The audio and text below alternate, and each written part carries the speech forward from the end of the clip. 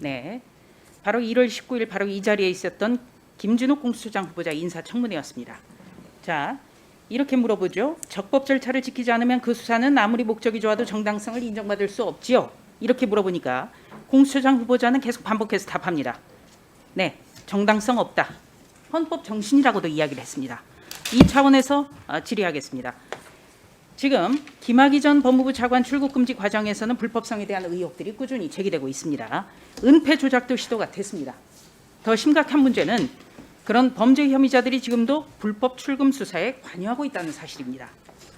가짜 사건 내사 번호를 가짜로 기재해서 위조 출국 금지 서류를 통해서 출국을 막은 행위, 여기에 대해서 법무부는 급박하고 불가피한 사정을 고려할 필요가 있다라고 얘기했지만 보시는 바와 같이 공수처장 후보자도 후보자 시절에 인사청문회에서 정당성을 인정받으려면 적법 절차를 지켜야 된다.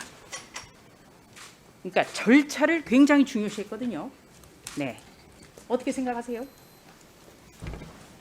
저희들이 법과대학을 다닐 때 실체적 진실 발견과 적법 절차는 형사사법의 양대 축입니다. 네, 정당성, 그러니까 절차적 정당성 반드시 지켜줘야 되는 것이죠. 절차적 정당성 중요합니다. 네.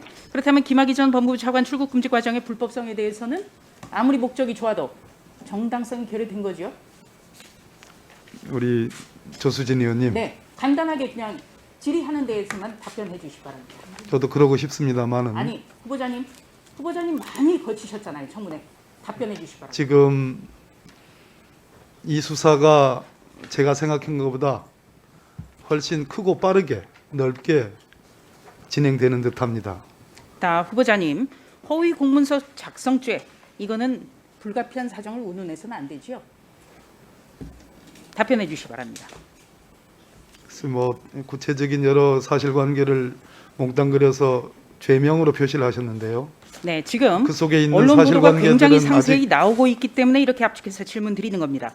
허위 공문서 작성죄, 이거 불가피한 사정 운운하면은 스스로 범죄 집단의 일각임을 자인하는 것 아니겠습니까?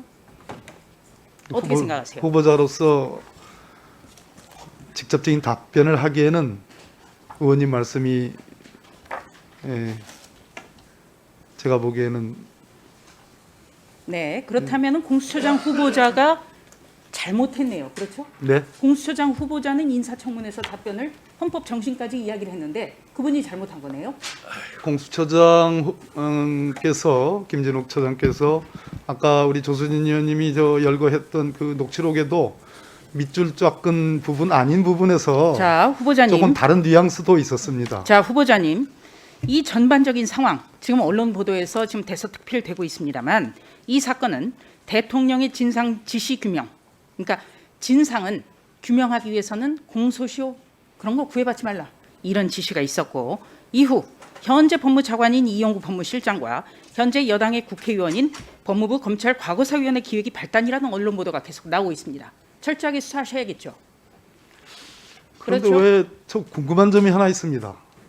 왜 자, 질문에 대해서 답변해 주시기 바랍니다. 후보자님. 당연히 지금 철저 수사하고 네, 있는 철저히 듯합니다. 수사하죠. 자, 철저히 수사해야 된다고 했지만 절차적 정당성에 대해서 뚜렷한 말씀은 안 하신 걸로 그렇게 해석하면 아니, 되겠습니까?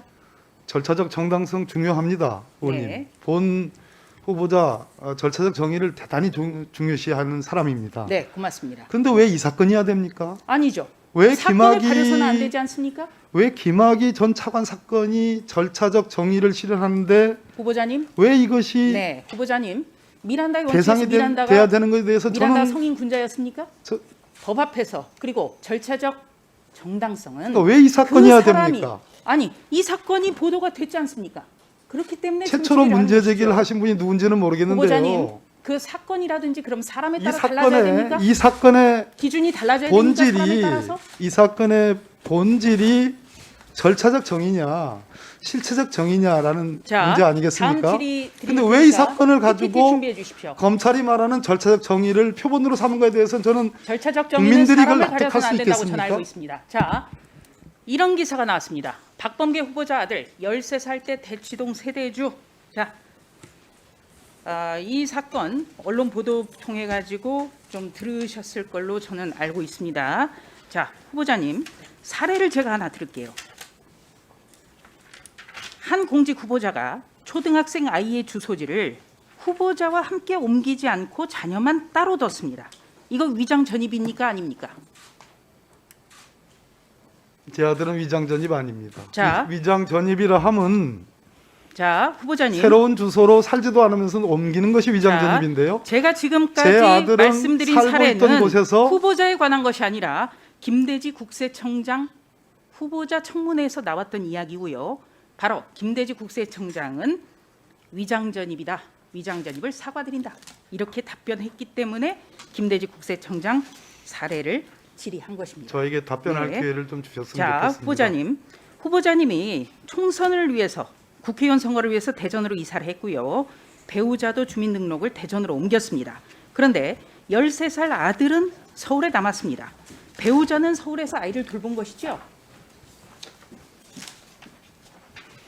돌봤죠? 조수진 의원님, 아니, 제가 질의하고 있지 않습니까? 제 아들은 5학년, 6학년을 다녔던 그 대곡 초등학교에서 졸업을 불과 40일 남겨놓은 상태에서 있었던 거고요. 아니, 그러니까요. 제 아내는 자, 제가 제 질의하는 아내는 것은 자, 후보자님. 후보자가 대전으로 이사를 했어요. 왜? 대전에서 출마를 하니까. 그런데 부인이 주민등록지를 대전으로 옮겼습니다. 그래서 아들이 남겨진 거예요. 그렇죠? 예, 인정하시죠? 장모님이 계셨습니다. 그러면 배우자께서는 아이를 돌보지 않았습니까? 조수진 의원님 비례대표 의원 아니십니까? 아, 저기 그 지역구에서요. 후보자님. 지역구에 잠깐 후보자님. 제가 자, 답변 드릴 후보자님. 기회를 안 주시겠습니까? 배우자가 주민등록을 대전으로 옮겼죠. 옮겼습니다. 네. 그런데 아이를 돌봐야 되는 것 아니겠습니까? 부인께서? 당연한 이치입니다. 네. 그렇다면 저도 돌봐야 되지 않겠습니까? 배우자가 주민등록지만 옮겨놨다면 그거는 그래서 주민등록지 네, 조수진 의원님 정리해 주시고요. 아예 이렇게 지금 논란이 상당하고 우리가 참작하게 살아가면 주민등록법을 아예 그냥 개정을 해야 될 것 아닌가 그런 차원에서 질의한 겁니다. 이사님. 위원장님 네, 저 잠깐만 박범계 답변을 좀- 후보자께서 이 사안에 대해서 답변 미처 못하신 거 있으면 짧게 답변해 주시고. 지역구 국회의원 출마자가 본인을 포함해서 그 지역구에 주소를 두는 것은 요건이 아닙니다.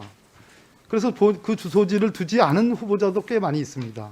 하물며 배우자가 주소를 이전함으로써 지역구에 주소를 두는 건 역시 아무런 요건이나 아무런 요구가 없는 겁니다. 즉 굳이 위장전입, 선거를 위해서 위장전입을 할 필요가 없었습니다.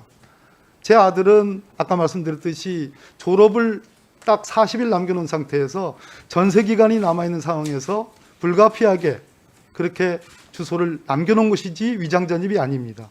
그리고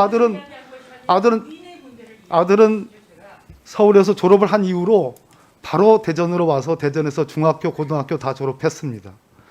그다음에 제 아내 역시 네, 주민등록법 위반 사실 있습니까? 없습니다. 네. 제 아내 마무리해 역시 주시고요. 네. 저를 따라와서 같이 주민등록을 둘 필요가 없었습니다. 그러나 장모님이 아이들을 돌보고 제 아내는 저를 뭐 참 돌본다는 표현이 그렇겠습니다만 저와 함께 주민등록을 하면서 그럴 필요가 있었기 때문에 그것이 법적 요건은 아니지만 실체에 맞기 때문에 그렇게 주소를 이전했던 거고 함께 살다가 물론 왔다 갔다는 했지요. 그러다가 최종적으로 큰아이 졸업을 하면서 일가족이 다 대전에 아파트 전세를 얻어가지고 함께 살게 된 것이 전부입니다. 예, 잘 알겠습니다.